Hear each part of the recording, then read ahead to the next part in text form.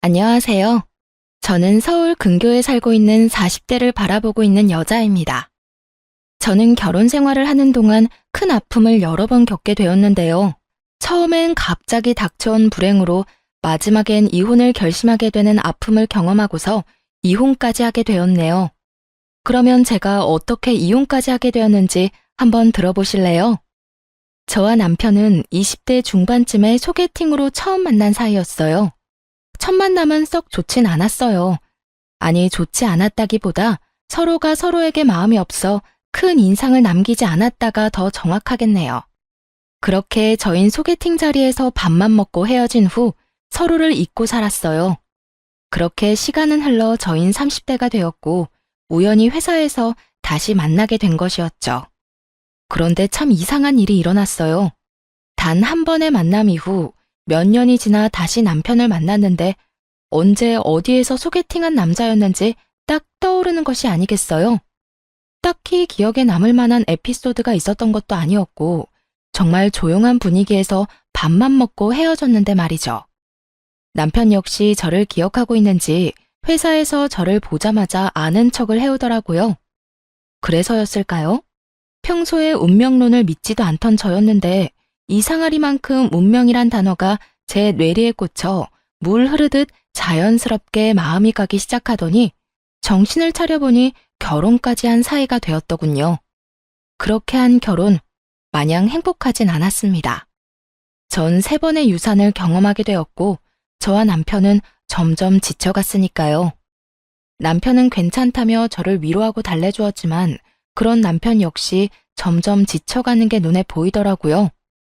그렇게 실망에 실망을 더해가던 어느 날, 남편이 도저히 버틸 수가 없었는지 저에게 이런 말을 해오더라고요. 여보, 우리 이제 그만하자. 더는 임신 때문에 우리 행복까지 깎아먹는 짓 그만해. 나 당신이 점점 지쳐가는 모습 보는 게 너무 힘들어. 그러니까 우리 이제 우리 행복만을 위해서 살자. 그래도 될까? 사실 나도 너무 힘들어. 그런데 부모님들은 어떻게 해? 많이 기다리고 계시잖아. 일단은 비밀로 해. 괜한 스트레스 만들지 말자고. 시간이 지나면 부모님들도 포기하시겠지. 그리고 우리 인생 우리가 사는 거지. 부모님들이 살아주는 것도 아니잖아. 그러니까 그런 걱정하지 말고 당신은 앞으로 당신 생각만 해. 포기하고 싶은 순간이 한두 번이 아니었기에 남편의 말이 참 고맙기도 반갑기도 하더군요. 그날 이후 저와 남편은 계속 다녀왔던 병원도 가지 않고 그저 자연 임신을 기다리며 마음 편히 지내려고 노력했어요. 다시 한번 기회가 닿아 임신이 된다면 참 좋은 일이지만 그렇지 않다면 우리 둘만 행복하게 살자고요. 그렇게 2년이 지난 어느 날 저에게 다시 한번 기적이 찾아왔습니다. 네, 자연 임신이 된 것이었어요. 이번엔 무슨 일이 있어도 기적처럼 찾아온 생명을 지키고 싶었기에 전 임신 사실을 알자마자 회사까지 그만두고 몸조리에 힘썼어요. 이미 3번의 아픔으로 인해 잃었을 때 허망함과 절망감에서 오는 슬픔을 누구보다 잘 알던 남편과 저는 조심 또 조심하며 지내고 있는데 문제는 다른 곳에서 일어났습니다. 그건 다름 아닌 시모의 입이었어요. 시모는 임신 사실을 알린 순간부터 계속해서 부정적인 말을 저에게 쏟아내더라고요. 어머님, 저 임신이에요. 임신? 너 이 소식 없길래 애 없이 살려나 보다 했는데 그건 아니었나 보네. 그래, 이번엔 몇 달이나 있다가 또 유산하려고 그러니? 처음엔 제 두 귀를 의심했습니다. 이게 3번 유산한 며느리한테 할 말이라고 생각하시나요? 놀랍게도 시모는 저에게 이런 말을 했고 더 놀라운 것은 그 뒤로 이어진 시모의 말들이었어요. 어머님, 그게 무슨 말씀이세요? 어떻게 그런 말씀을 하실 수가 있으세요? 뭐 틀린 말 있니? 매번 임신만 하면 뭐해? 출산을 못하는데. 말 나온 김에 물어나 보자. 도대체 뭐가 문제이길래 임신만 했다 하면 유산을 하니? 다른 집 며느리들은 몇씩 잘 만났던데. 내 친구들은 며느리한테 이제 그만 좀 낳으라고 했다 그러더라. 그럴 때마다 내가 참 할 말이 없어서. 내 아들씨가 이상이 있을 리는 없고 네 몸이 문제겠지. 그러니까 요즘 며느리 들이기 전에 건강검진 싹 시켜서 데리고 온다고 그 난리들이지. 이렇게 하자 있는 물건인 줄 꿈에도 모르고. 시모는 저를 보고 하자 있는 물건이라고 하더군요. 그 순간 마음이 얼마나 울컥하는지 정말 어른만 아니라면 욕을 한 바가지 해주고 싶은 심정이었어요. 아니, 그냥 어른이었다면 그냥 욕이라도 실컷 했을 텐데 다른 사람도 아닌 남편의 부모님이니 입에 맴도는 욕이 차마 입 밖으로 나오지 못하더라고요. 아무리 그렇다고 해도 하자 있는 인간이라니 그렇게 생각하시는 줄은 꿈에도 몰랐네요. 임신만 했다 하면 유산하는 며느리를 시어미가 어떻게 생각하는 줄 알았니? 이때껏 입 다물고 있으니 그저 널 이뻐하는 줄 알았어? 그냥 이때까진 참은 거야. 이런 시어미가 또 있는 줄 아니? 다른 시어머니들 같으면 너 연달아서 유산했을 때 진작 내쫓았을 거다. 집안 대를 끊어먹으려고 작정한 것도 아니고 아들 귀한 집에 시집와서 번번이 유산을 하니? 내가 너 같은 것도 며느리라고 모시고 산다고 아주 화병이 다 나겠구나. 시모는 그동안 이 말들을 저에게 하고 싶어서 어떻게 참았을까 싶을 정도로 저에게 막말과 폭언들을 쏟아내더군요. 가만히 시모의 말을 듣고 있던 저는 결심했습니다. 저 역시 이젠 더는 참고만 있지 않겠다고요. 아, 그랬어요? 그러면 하자 있는 며느리는 어머님 화병 방지를 위해서 무사히 출산할 때까진 시댁에 발걸음도 하지 않도록 할게요. 괜히 제사 생신 명절에 시댁 가서 설치다가 또 유산이라도 하면 어머님 화병으로 쓰러지지 않겠어요? 그러면 그런 줄 아시고 전화 끊어주세요. 어머님께 좋은 말들을 너무 많이 들어서 그런지 배가 당겨서 좀 쉬어야 하겠네요. 들어가세요. 저는 전화를 끊어버렸고 제 말에 화가 머리끝까지 난 시모에게서 전화와 문자가 쉴 새 없이 왔지만 전 다 무시해버렸습니다. 그리곤 시모에게 말한 것처럼 정말 시댁의 발길을 끊어버렸고요. 저는 다시 한번 찾아온 기적 같은 아기를 지켜야 했을 뿐만 아니라 저를 하자 있는 인간이라고 그것도 제게 직접 말하는 시모와 더는 사이좋은 고부관계를 이어나가는 것이 의미 없다고 생각했기 때문이죠. 뭐 그전에도 그렇게까지 사이좋은 고부관계는 아니었지만 이 사건이 발화점이 되어버렸던 것이었죠.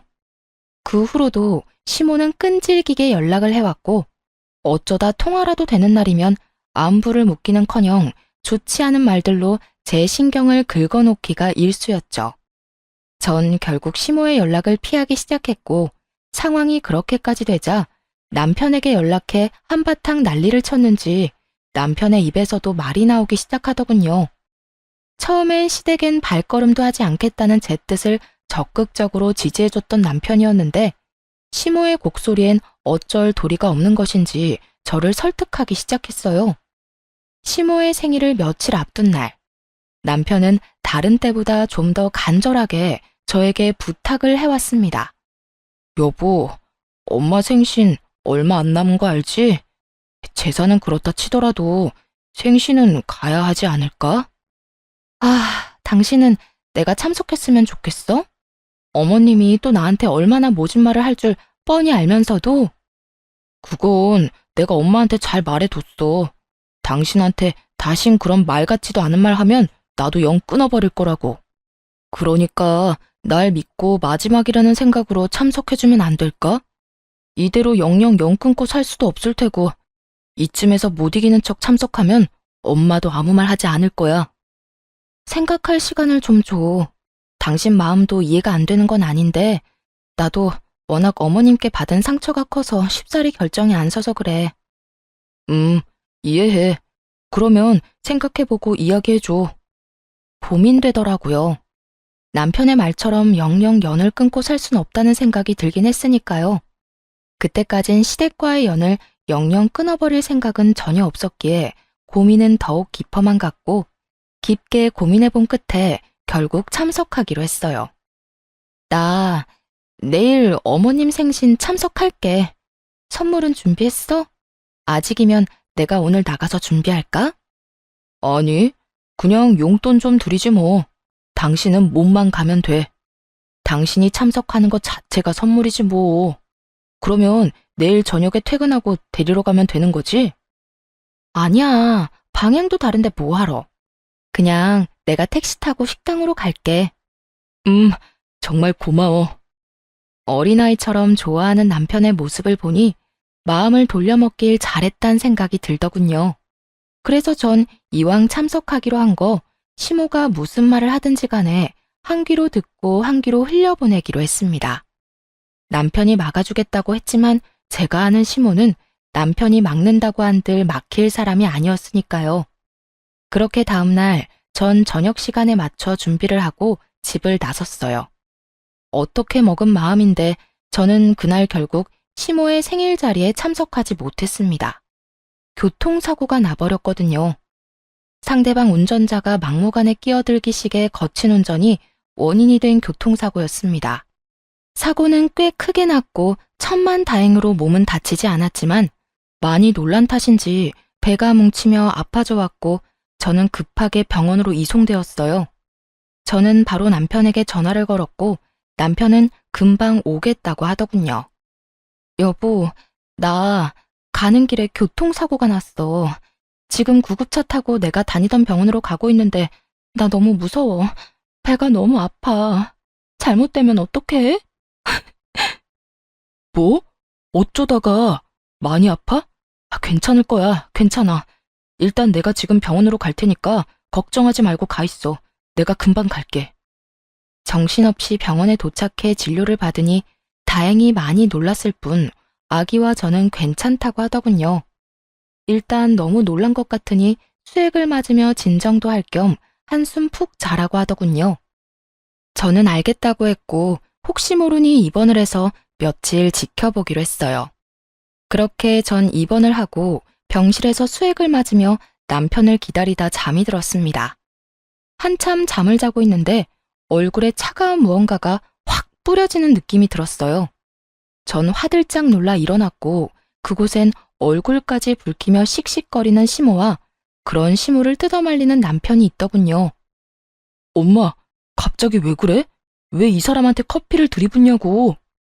몰라서 물어? 이 고약한 것 좀 봐라. 시어머니 생신에 오기 싫어서 교통사고 났다고 거짓말하고 잠이나 꿀꿀 자는 꼴을 좀 보라고. 이 꼴을 보고도 내가 가만히 있으랴? 속이 부글부글 끓어서 속도 식힐 겸 차가운 걸로 샀더니 이럴 줄 알았으면 뜨거운 커피를 살 걸 그랬어. 이 고약한 것 뜨거운 맛을 보여줬어야 했는데. 시모는 제가 교통사고가 났다는 것조차도 믿지 않는 것 같더라고요. 그저 제가 시모의 생일 자리에 참석하기 싫어 거짓말을 했다고 믿어 의심치 않는 듯 했어요. 거기에다 제 연락을 받은 남편이 식사 자리에서 뛰쳐나와 버렸으니 자신의 생일을 망친 것에 화가 단단히 나 보이기도 했고요. 화가 단단히 난 시모는 수액까지 맞으며 잠든 저를 보며 꾀병이라 생각해버렸고 그대로 제 얼굴에 들고 있던 아이스 아메리카노를 확 부어버린 것이었죠. 사람이 아무리 화가 나도 해도 되는 짓이 있고 안 되는 짓이 있지. 하물며 모든 것이 자신의 오해에서 비롯된 일인데 어떻게 이딴 짓을 할 수가 있을까 싶더군요. 거기에다 홀몸도 아닌 임산부에게요. 그래서 시모에게 한마디 쏟아내고 싶은데 입이 떨어지질 않더라고요. 시모가 무서워서였냐고요? 아니요, 전혀 무섭지 않았어요. 그저 너무 황당해서 말이 안 나오더라고요. 남편은 저를 닦아주며 시모에게 계속 화를 내고 있었고 시모는 남편의 말을 깡그리 무시한 채 끊임없이 저에게 욕을 쏟아내고 있었습니다. 그야말로 총체적 난국인 상황이었죠. 그렇게 차마 두 눈 뜨고 볼 수 없는 상황이 이어지고 있는 와중 시모는 아무 말도 하지 않고 눈만 껌뻑이고 있는 제가 또 불만이었는지 저에게 온갖 막말을 하며 제 머리를 향해 손을 뻗어왔습니다. 남편은 시모의 손을 꽉 잡은 채 저에게서 어떻게 해서든 떨어뜨려 놓으려 애쓰고 있었어요. 결국 남편의 힘에 시모는 떨어져 나갔지만 이미 늦은 일이었습니다. 시모가 떨어짐과 동시에 배가 익숙한 느낌으로 아파져 오더라고요. 직감적으로 알았던 것 같아요. 아, 또 유산이구나 하고요.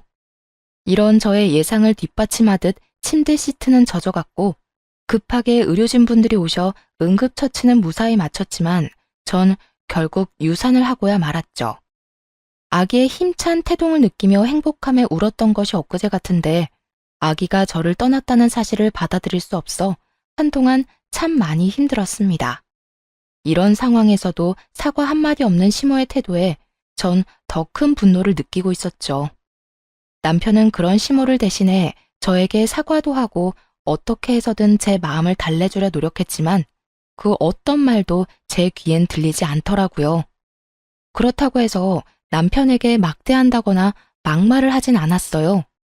엄연히 따진다면 이 모든 일은 남편의 잘못이 아니라 시모의 잘못이기에 저의 슬픔과 분노를 M1 사람에게 풀고 싶지 않았기 때문이었죠. 이런 저도 남편에게 요구한 것은 있었습니다. 여보, 나 어머님 용서 못해.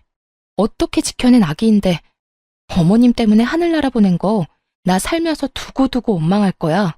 심지어 어머님 오해에서 비롯된 일들이니 난 더욱 어머님을 용서할 수 없어. 그럴 일도 없겠지만 만약 어머님이 갑자기 정신 차려서 무릎 꿇고 빈다고 해도 난 용서할 마음 없으니까 당신도 앞으론 나 설득할 생각 하지 마. 알겠어. 내가 진짜 미안하다. 내가 그날 엄마를 잘 보고 있었어야 했는데, 아니, 애초에 병원은 나 혼자 갔어야 했는데, 미안해. 아니야. 당신 입장 이해하고, 그날 병실에서도 당신이 어떻게 할 방도 없었다는 것도 이해해. 단지, 난 이제 어머님은 보고 싶지도, 어머님 목소리도 듣고 싶지 않으니까, 앞으로 어떤 이유에서든 어머님이 나한테 연락하는 일은 없었으면 좋겠어. 당신이 중간에서 그 정도는 알아서 처리해 줄 수 있지? 알겠어. 그건 걱정하지 마. 정말 미안해. 남편은 알겠다고 하며 끝까지 진심 어린 사과를 해오더라고요. 남편도 많이 속상하고 슬플 텐데 제 앞에선 그런 내색 한번 하지 못하고 고개를 숙여야만 하는 남편이 때론 안쓰럽기도 하더군요. 전 그런 남편의 마음을 편하게 해주기 위해 남편을 향해 웃어주기도 하고 때론 남편에게 의지하는 모습을 보이기도 했습니다. 하지만 실상은 그저 혼자만의 아픔의 시간을 보내고 있었죠. 처음엔 주로 몸 회복의 시간을 보냈고 몸 회복이 되고 난 후부턴 남편과 여행을 다니며 마음 회복에 힘썼어요. 그렇게 1년이 지났을 무렵 남편과 전 결혼 이후 최고로 사이가 좋은 때를 보내고 있었습니다. 하지만 그런 시절도 잠시 남편의 퇴근이 점점 늦어지더군요. 그 당시 일이 바쁜 것도 사실이었고 진급도 앞두고 있던 시기이기도 했고요. 일이 바쁘다 보니 퇴근은 늦어졌고 그렇다 보니 남편은 늘 피곤함에 찌들어 살았어요. 그런 와중에 출장도 잦아지더군요. 처음엔 같은 회사를 다녔으니 출장이야 가끔 급하게 가야 하는 일도 있다는 것을 잘 알고 있던 터라 대수롭지 않게 여겼지만 그런 일이 잦아지니 아무래도 의심스러운 마음을 지울 수가 없는 상황이었어요. 그래서 전 혹시나 하는 마음에 회사를 다닐 때 친하게 지내던 동료에게 연락을 해 은근히 떠보았고 그 결과 남편의 출장이 잦아진 것이 맞다고 하더라고요. 하지만 확인을 했음에도 불구하고 불안한 예감은 쉽사리 사라지지 않았고 그 불길한 예감이 맞았다는 사실을 알게 된 건 얼마 지나지 않은 어느 날이었습니다. 그날도 갑자기 집으로 돌아온 남편이 숨쉬듯 자연스럽게 출장을 이야기를 꺼내더군요. 여보, 나 또 출장 가. 이번엔 좀 길게 갈 것 같아. 한 일주일 정도? 일주일이나? 요즘 회사에 무슨 일 있어? 무슨 출장을 이렇게나 자주 가? 무슨 일은 그냥 급하게 처리해야 하는 일들이 많아서 그래. 가서 일정 빨리 마무리하면 더 짧아질 순 있겠지만 스케줄상 아마 일주일 채워야 될 것 같긴 해. 그러니까 당신도 마음 편히 일주일이라고 생각하고 있어. 알겠어. 가서 술 너무 많이 먹지 말고 끼니 꼭 챙겨 먹고. 알겠지? 남편은 얼마나 신이 났는지 짐가방을 싸 집을 나서며 콧노래까지 부르더군요. 그 모습에 저는 이상함을 넘어 수상하다는 생각을 강하게 했고 바로 흥신소에 의뢰해 남편의 뒷조사를 하기로 했습니다. 사실 당장이라도 제가 직접 남편의 뒤를 쫓고 싶은 마음이 굴뚝이긴 했지만 그럴 순 없는 노릇이었어요. 혹여 제가 뒤를 쫓다 들키기라도 하는 날엔 남편이 절 어떻게 생각하게 될지 상상만으로도 끔찍한 지경이었기 때문이었죠. 그렇다고 해서 이런 찝찝한 기분으로 계속 살 순 없는 노릇이었기에 의뢰를 했던 것인데 며칠 뒤 흥신소에서 알려준 사실은 충격적이었습니다. 우선 남편분이 외도를 저지르고 있던 것이 맞더라고요. 예상하셨던 대로 이번엔 출장이 아닌 여행이더라고요. 그런데 좀 특이한 게 동행하신 분이 또 계세요. 그건 아무래도 직접 보시는 게 나으실 것 같아 따로 묶어서 보내드릴 테니 확인해 보세요. 아직 며칠 남았으니 더 지켜보다 특별한 일 있으면 다시 연락드리겠습니다. 전화를 끊고 받은 사진들과 정보들은 정말 제 입이 떡 벌어지기에 부족함이 없더군요. 상간녀는 남편의 회사에 다니고 있는 20대 여자로 회사 사장 조카라고 하더군요. 남편의 출장길엔 늘 동행했던 것으로 예상이 되는데 이상한 점은 출장을 함께 가면 상간녀도 거래처 사람들을 만난다거나 다른 일을 한다거나 해야 하는데 오로지 남편만 일을 하고 그 시간 동안 상간녀는 늘 쉬고 있는 것이 이상했다고 하더라고요. 그래서 알아보니 남편이 출장을 갈 때마다 상간녀는 회사를 쉬고 남편을 따라 출장길을 함께 했던 것이었습니다. 아마 매번 남편과 함께 출장을 갈 방도가 없으니 그렇게 했던 것 같더라고요. 그러고 보니 떠오른 남편의 말이 있었어요. 이번에 우리 부서에 낙하산 들어왔어. 낙하산? 웬 낙하산? 사장 조카라는 여자애 하나가 들어왔는데 아무리 낙하산이라도 그렇지 일을 전혀 못하는 거 있지? 어떻게 기본 지식도 없는 핏덩이를 우리 부서에 넣을 수가 있어. 진짜 짜증나서 일할 맛 안 난다니까. 핏덩이라고 칭하며 욕을 해대더니 그 핏덩이와 외도나 저지르는 꼴이라니 정말 구역질이 다 나올 지경이더라고요. 거기에다 두 사람이 만난 시기 역시 참 충격적이었어요. 정확한 시기는 알 수 없으나 두 사람의 대화와 회사에 알아본 시기로 추측해보건대 적어도 몇 달은 되어 보인다고 하더라고요. 몇 달 전이라고 함은 남편과 한창 사이가 좋을 때로 저는 아무것도 모르고 남편에게 고마워하며 남편에 대한 애정을 키워나갈 때 남편은 외도나 저지르고 있었다니 정말 치가 떨려오더군요. 거기에다 정말 가관인 건 뭔지 아세요? 흥신소 직원분이 말했던 또 다른 동행인이 다름 아닌 시모였단 사실이었습니다. 상간녀와 다정히 팔짱을 끼고 있는 시모의 모습을 본 순간 정말 눈이 뒤집히는 게 어떤 느낌인지 알 것 같더라고요. 특히나 이번 출장길이 사실은 출장이 아닌 상간녀와 함께 시모를 모시고 간 여행길이란 걸 안 순간 세 사람이 어떤 추악한 계획을 세우고 있는지 훤히 다 보이더군요. 제가 누구 때문에 아기를 잃고 어떻게 그 힘들고 절망적인 순간들을 이겨냈는데 그런 제 뒤에서 남편과 시모는 이딴 짓거리나 저지르고 다녔다니 이혼을 해도 곱게 이혼을 할 수는 없는 노릇이었습니다. 일단 전 친하게 지내던 예전 회사 동료를 만나 사실을 말해주며 상간녀에 대해서 알아보기로 했습니다. 워낙 친하기도 하고 믿었던 친구라 숨김없이 모든 걸 털어놓게 되었죠. 너 얼굴이 왜 이래? 아직 몸이 안 좋은 거야? 아니, 몸은 완전히 회복됐는데 기가 막힐 일이 생겼어. 회사에 사장님 조카 다니고 있지? 그 여자애랑 내 남편이랑 바람 피우고 있더라. 그래서 오늘 너한테 만나자고 했어. 뭐? 지금 그 말이 사실이야? 어디 할 짓이 없어서 유부남을 건드려. 어쩐지 눈웃음 살살 치고 다니더라니. 와, 현욱 씨가 바람 피울 줄은 진짜 상상도 못했다. 아마 사장 조카라는 게 크게 한몫을 한 것 같더라. 처음엔 어린 핏덩이 낙하산이라고 하면서 싫어했었거든. 그런 인간이 왜 갑자기 사랑하는 마음이 생겼겠어? 어떻게 해서든 사장 조카 줄 잡고 성공하고 싶어서 그런 거 아니겠어? 아무래도 회사를 물려받는다는 소문이 돌고 있긴 하지. 그 소문 진짜야?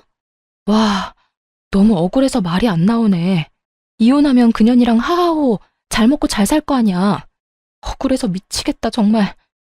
그렇게 될 것 같으면 내가 이렇게 웃고 있겠어? 걱정하지 말고 넌 이혼 준비나 제대로 해. 내가 다 도와줄 테니까. 이렇듯 친구는 저에게 필요한 사실과 정보들을 다 알려주었고 마지막까지 저를 돕겠다고 해주었습니다. 그렇게 전 이혼 준비에 박차를 가했고 기다리던 남편의 여행이 끝나는 날 시모에게서 연락이 오더라고요. 기니 할 이야기 있으니 당장 시댁으로 오라는 말이었죠. 시모의 전화를 끊자마자 남편 역시 문자로 시댁에 먼저 가 있을 것이니 바로 오면 된다고 하더군요. 전 마음의 준비를 단단히 하고 시댁으로 향했죠. 오늘도 안 오면 어떻게 하나 했더니 뭐하고 성게야? 천장 안 무너지니 얼른 앉거라. 그래, 여보, 여기 앉아. 시모는 제 얼굴을 보는 것 자체가 짜증이 치밀어 오른다는 듯 저에게 신경질적으로 굴었고 남편은 저의 눈치를 살피고 있더군요. 저는 거실에 자리를 잡고 앉았고 제가 앉음과 동시에 남편과 시모가 준비한 말을 꺼내기 시작하더군요. 여보, 미안해. 내가 정말 당신한테 이러면 안 되는데 나 이제 당신 사랑 안 해. 우리 이혼하자. 그래, 나도 너 같은 며느리 더는 우리 집 가족으로 둘 생각 없다. 애를 못 낳으면 시댁에 자락이라도 하든가. 이건 뭐 며느리를 들인 건지 상전을 모신 건지. 이 와중에 위자료를 주기 싫어 애쓰는 두 사람의 모습을 보니 정말 화가 치솟더라고요. 거기에다 아기를 못 낳게 만든 사람이 누군데 저딴 말을 짓거릴 수가 있는 것인지 이해도 되지 않았고요. 애를 못 낳긴 했죠. 어머님 때문에요.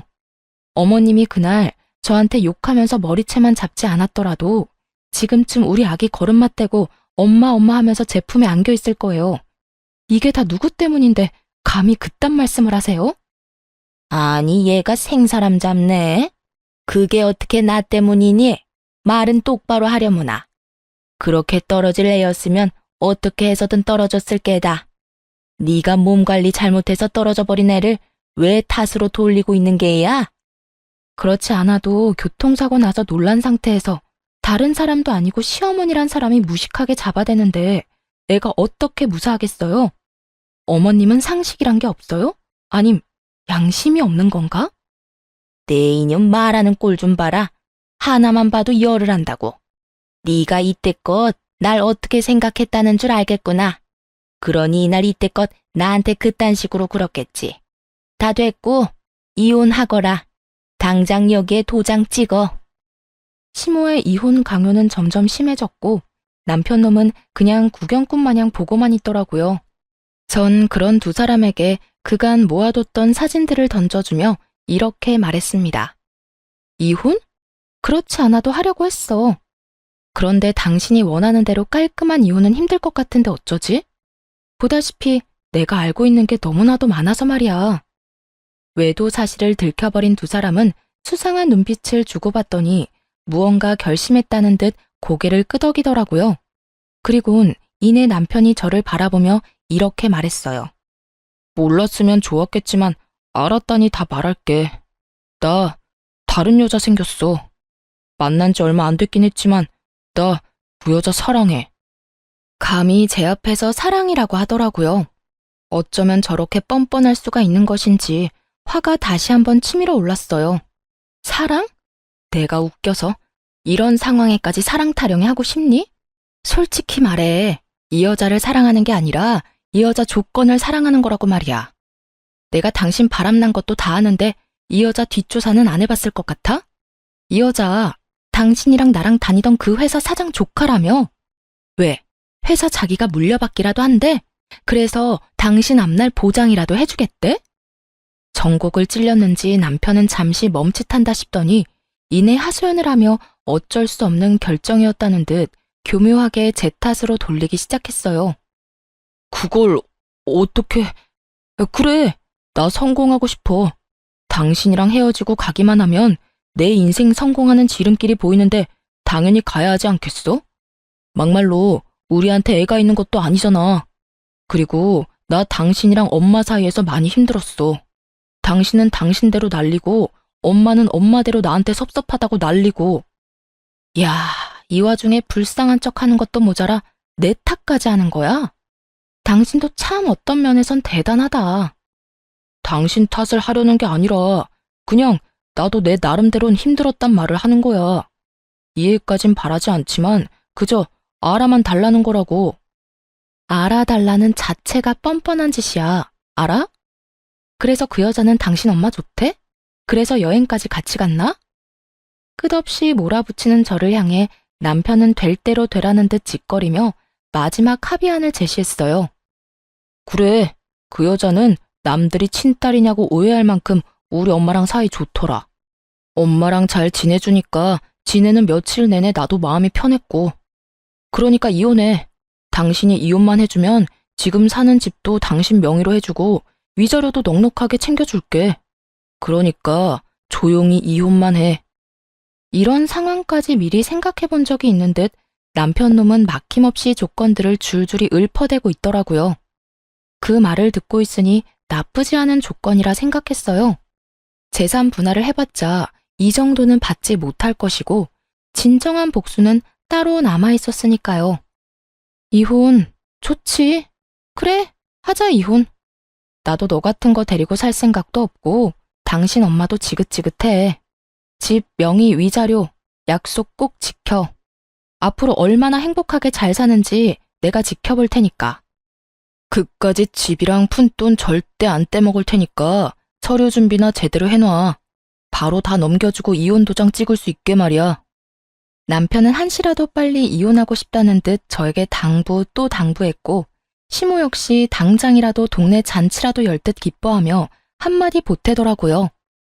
그래, 빠르면 빠를수록 좋으니 얼른 서둘러라 아들. 드디어 이혼하는구나. 이제 우리 아들 잘 될 일만 남았어. 전현이 네 앞길을 막고 있어 내가 늘 걱정이었는데 이젠 두 발 뻗고 자겠어.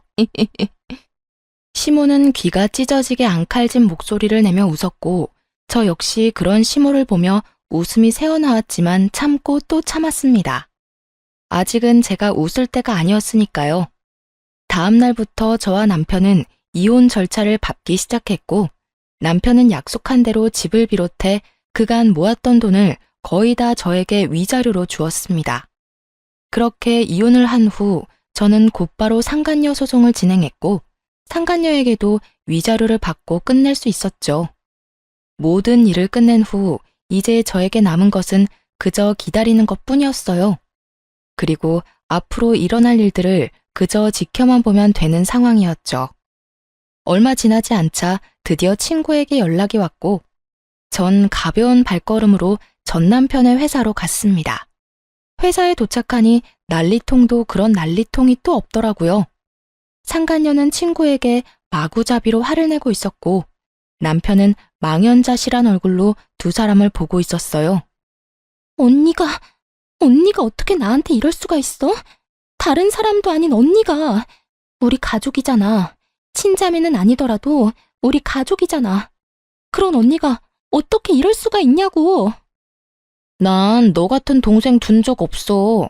아니, 네가 우리 아빠 회사 들먹이면서 유부남이랑 놀아나는 순간부터 넌 내 동생 아니었어. 그러니까 회사에서 난동 그만 부리고 짐이나 싸. 짐 쌀 정신 없으면 그냥 가도 되고. 대충 보니까 일을 하는 둥 마는 둥 해서 그런지 중요한 짐도 없어 보이더라. 마지막 정으로 내가 다 쓰레기통에 버려줄 테니까 정 챙길 기분 아니면 그냥 가도 돼. 언니! 나 네 언니 아니라고 몇 번 말해. 얼른 꺼지지 못해? 제가 기다리던 진정한 복수는 이것이었습니다. 사실 저에게 도움을 주던 친구는 사장의 친딸이었던 것이었죠.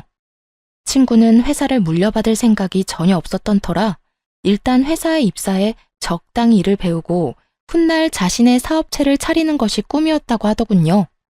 그래서 상간녀는 회사 내에 친딸을 제외한 사장님의 핏줄은 자신뿐이니 무조건 자신이 회사를 물려받을 것이라 확신했고요.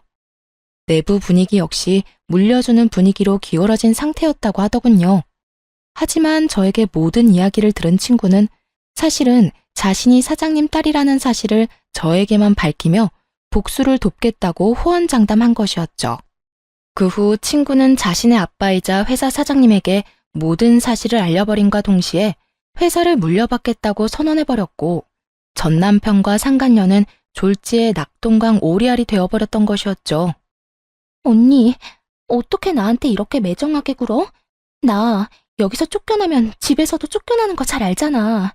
그러지 말고 제발 나한테 회사 안 물려줘도 되니까 우리 집에는 비밀로 해줘. 회사도 그냥 다니게 해주고, 응? 이렇게 빌게.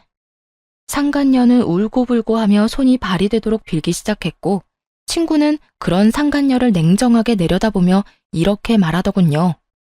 이게 빈다고 끝날 문제야? 그리고 나한테 빌긴 왜 빌어? 네가 정말로 잘못한 사람은 따로 있는데, 네가 정말 그 남자를 사랑했든 말든 내 알 바 아니고 관심도 없는데, 인생 그렇게 살지 마. 너 그렇게 남 눈에 눈물 나게 하면 네 눈엔 피눈물 나는 법이야. 알겠어, 알겠다고. 내가 정말 잘못된 행동한 거 지금 죽어라고 후회하고 있다고. 그러니까 언니가 좀 해결해줘. 언니가 그 정도는 해줄 수 있잖아. 내가 왜? 난 그럴 생각 전혀 없으니까 네가 싼 똥 네가 치워. 알겠어? 상간녀는 그 자리에 주저앉아 울었고 전 남편은 그제야 다 끝났다는 것을 체감했는지 주변 눈치를 살피며 자리에서 일어나더군요. 그 순간 그만 저와 눈이 마주쳐버렸고 집도 저에게 주고 큰 금액의 위자료까지 주느라 거지가 되어버린 전 남편은 순간 제가 동아줄로 보였는지 불이 나게 제 앞으로 달려오더군요. 그리곤 깃털보다도 가벼운 무릎을 꿇고 저에게 빌기 시작했어요. 여보, 내가 잘못했어. 당신도 다 봤지. 전현이 날 속였어. 전현이 날 꼬시지만 않았더라도 내가 그딴 정신 나간 짓은 하지 않았을 거야. 넌 지금 그걸 변명이라고 하니? 네가 그렇게 말하면 아, 그랬구나 하고 내가 다 용서할 줄 알았어? 그게 아니라 난 그냥 내 상황이 그렇다고 알려주고 싶어서 그랬어. 당신도 알다시피 나 당신한테 위자료 준다고 돈도 없고 회사에도 외도남으로 낙인 찍혀서 곧 그만둬야 할 상황이야. 내가 이런 꼴이 됐는데 당신 마음 아프지 않아? 당신 그래도 날 사랑했었잖아. 그러니까 그간의 정을 생각해서 나 좀 용서해주고 나 좀 받아주면 안 될까? 다른 여자를 사랑해서 이혼하자던 전 남편은 이제 저에게 사랑 타령과 더불어 그간의 정을 호소하며 용서를 구하더라고요. 진심이라곤 티끌만큼도 들어가지 않은 용서를 말이죠. 내가 받아줄 것 같아? 용서가 될 것 같냐고. 당신, 나 마지막으로 유산하고 나랑 여행 다니고 하면서 몰래 저 여자랑 연락하고 다녔지? 난 그때 하루하루가 지옥 같았다가 행복했다가 그런 감정을 가지는 내 자신이 죄스러웠는데 넌 행복했니? 젊은 여자애가 심지어 회사까지 물려받게 될 여자애가 유부남인 너 쫓아다니니까 행복했어? 네 새끼를 네 엄마 손에 잃은 나는 하루에도 몇 번씩 대성통곡을 하는데 넌 행복했냐고. 절규에 가까운 제 말을 들은 전 남편은 마지막 눈물까지 짜내며 저에게 매달리더군요.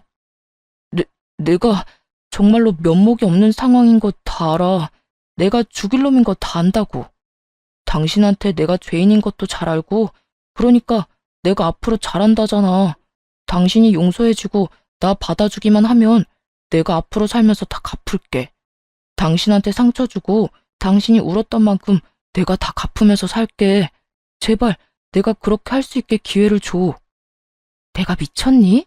너한테 그런 기회를 주게? 난 절대로 당신 뜻대로 해줄 생각 없으니까 그런 말도 안 되는 꿈은 꾸지도 마. 끝까지 매달리던 전 남편은 갑자기 태세를 바꿔 미쳐버린 사람처럼 저에게 고함을 지르기 시작하더라고요.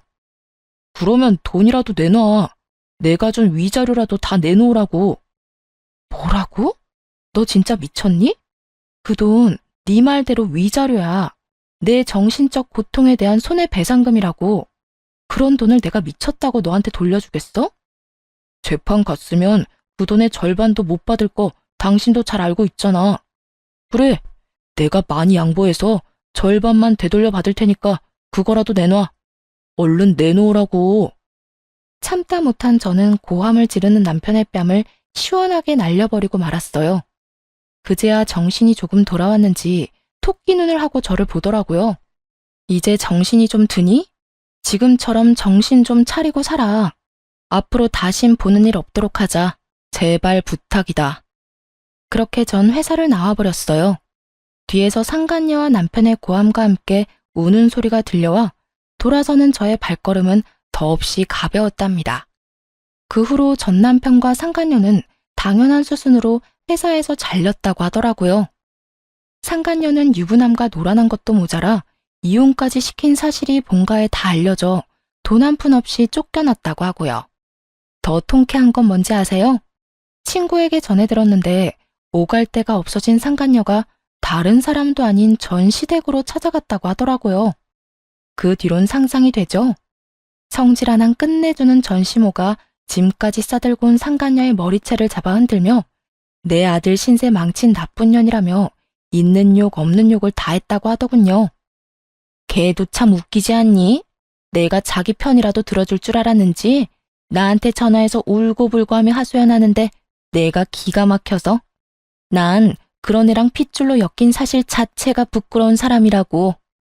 그나저나 너 진짜 이혼 잘했다 싶더라. 그딴 시모 밑에서 그 세월을 어떻게 버티고 살았어? 듣기만 해도 성질 대단하다 싶던데. 어떤 면에선 전 남편한테 고맙기도 해. 그놈이 바람 피워줘서 이혼할 거라 마음먹을 수 있었으니까 말이야.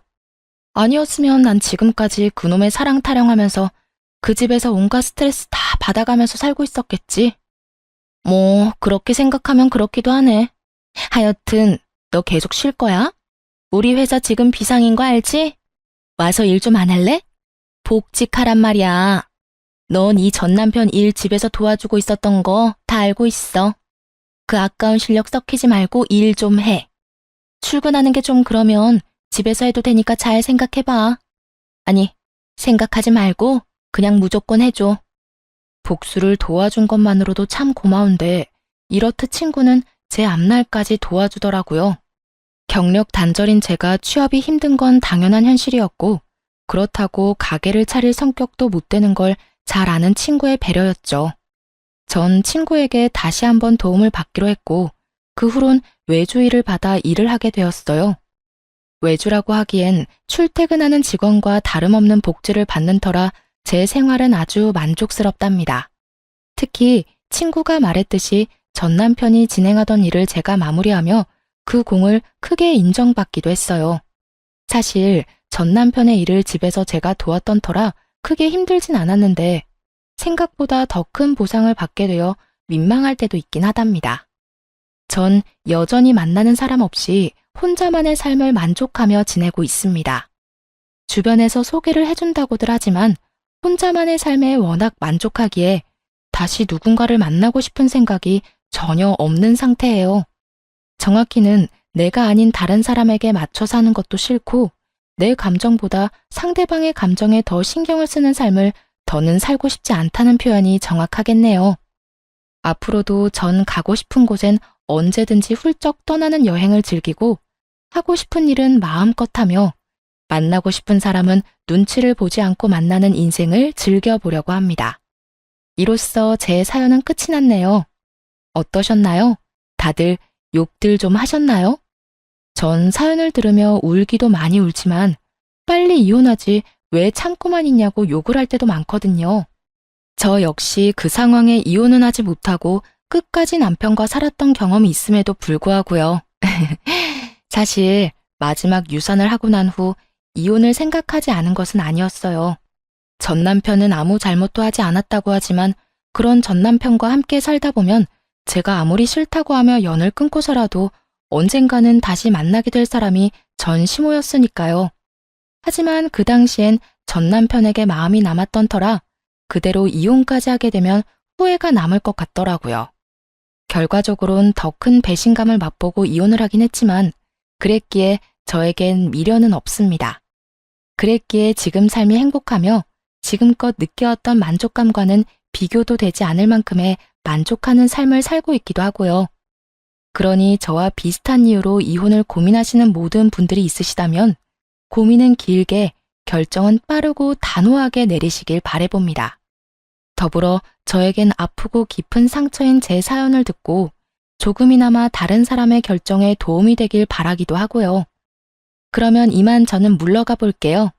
저의 긴 사연 함께 해주셔서 감사합니다. 다들 행복하세요.